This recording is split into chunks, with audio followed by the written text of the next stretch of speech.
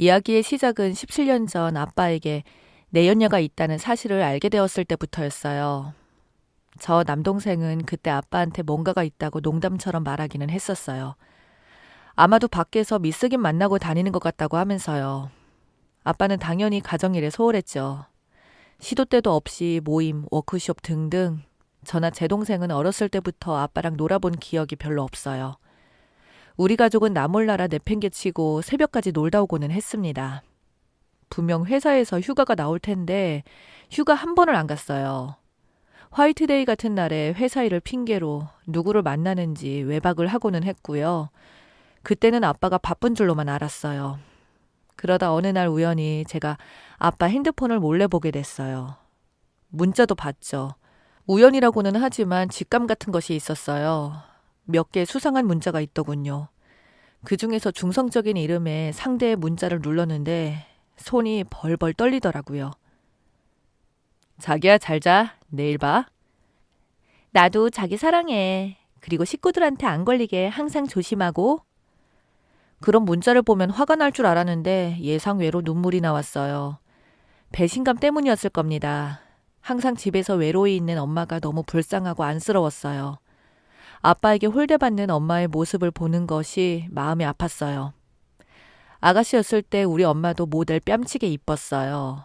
세상 모든 여자들 이쁠 때가 있잖아요. 꽃 같았을 거예요. 양심 없는 아빠를 만나서 마음고생하는 우리 엄마가 정말 불쌍했어요. 거기다 생각해보니 아빠는 엄마를 부를 때 임마, 임마 했어요. 와이프한테 임마라고 부르는 사람이 세상에 어디 있나요? 그 문자를 봤을 때는 진심 안방으로 뛰쳐 들어가서 아빠 머리카락을 가차없이 뽑아버리고 싶었지만 그때 엄마에게 알리지 않고 제가 해결할 수 있는 방법이 없는지 고민했어요. 알고 있는 건 아빠 내연녀의 번호밖에 없어서 직접 전화를 해서 이야기를 할까도 생각했었고 아니면 찾아가서 유부남이랑 바람핀다고 소문나게 하고 싶었어요. 아빠 회사에도 소문을 내버릴까 고민했죠. 사실 실직을 하든 상관없었으니까요. 하지만 우리 엄마를 생각하면 그렇게 하는 행동은 상처가 될까봐 당시에는 이러지도 저러지도 못했습니다. 일이 이렇게 되려고 한 건지 문자를 보고 며칠이 지난 어느 날 저녁에 아빠에게 전화가 왔어요. 엄마가 전화를 안 받아 그런다며 중요한 술자리가 있어서 오늘 늦게 들어가니까 그렇게 알으라고 했어요. 전화를 끊으려고 하는데 수화기 너머로 모르는 여자의 목소리가 들렸는데 직감적으로 이상하다고 생각해서 녹음 버튼을 누르고 가만히 숨죽이고 기다렸어요. 아니나 다를까 아빠와 어떤 여자의 목소리가 들렸어요. 무슨 기념일을 계산한다면서요. 둘은 연락처 주고받고 5월부터 즐겼다며 그게 아빠와 내연녀 둘이 얘기하는 것을 처음 듣게 된 거였어요. 자기들끼리 희희낙낙하는 소리가 들리더라고요. 이 모텔은 커피가 어쩌고저쩌고 하면서 좀 길게 이런 얘기를 하면서 저번에 야근 뻥치고 그 여자 데려다주고 시간 맞춰서 집에 들어가는 게 너무 힘들었다. 뭐 그런 얘기들이었어요. 아빠가 아는지 모르는지 잠시 뒤 전화가 끊겼고요. 엄마에게 말할지 말지 고민하다가 심증이 아닌 물증을 잡았으니 말해야 한다고 생각하고 엄마에게 녹음된 내용을 들려줬습니다.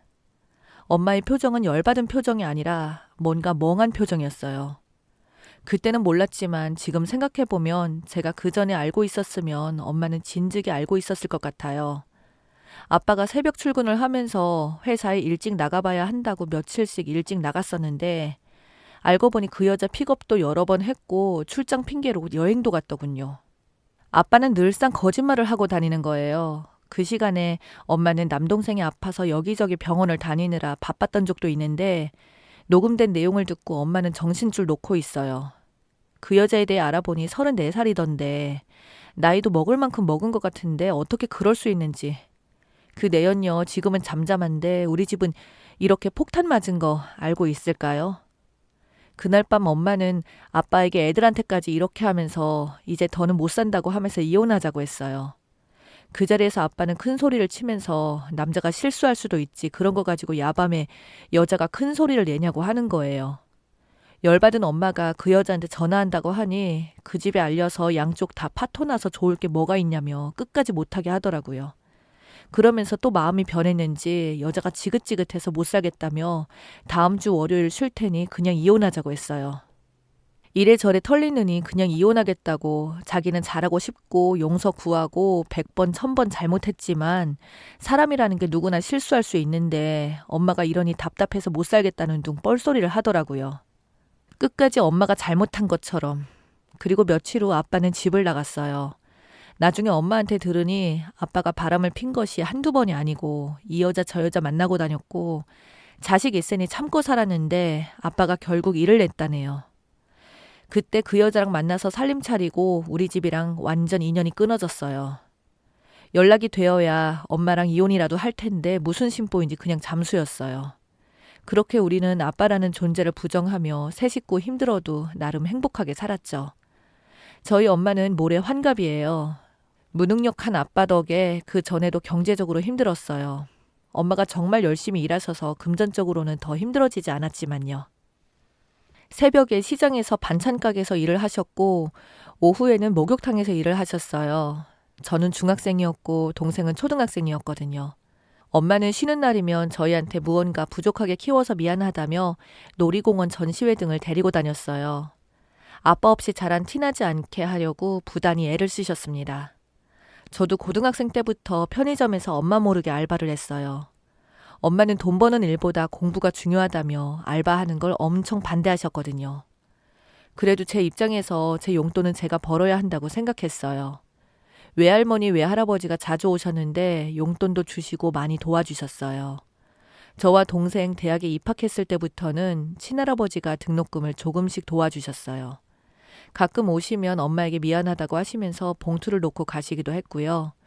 하지만 돈보다 아빠의 빈자리에 엄마는 저에게 미안해했어요. 엄마가 잘못한 거 하나도 없어. 엄마는 단지 아빠라는 사람을 만나 결혼했던 것뿐이야. 그런 아빠와 계속 같이 사느니 차라리 없는 지금이 더 행복해. 아빠 없어도 나와 동생 엄마가 잘 키우고 있고 엄마 고생한 거 우리도 알고 하늘도 알 거야.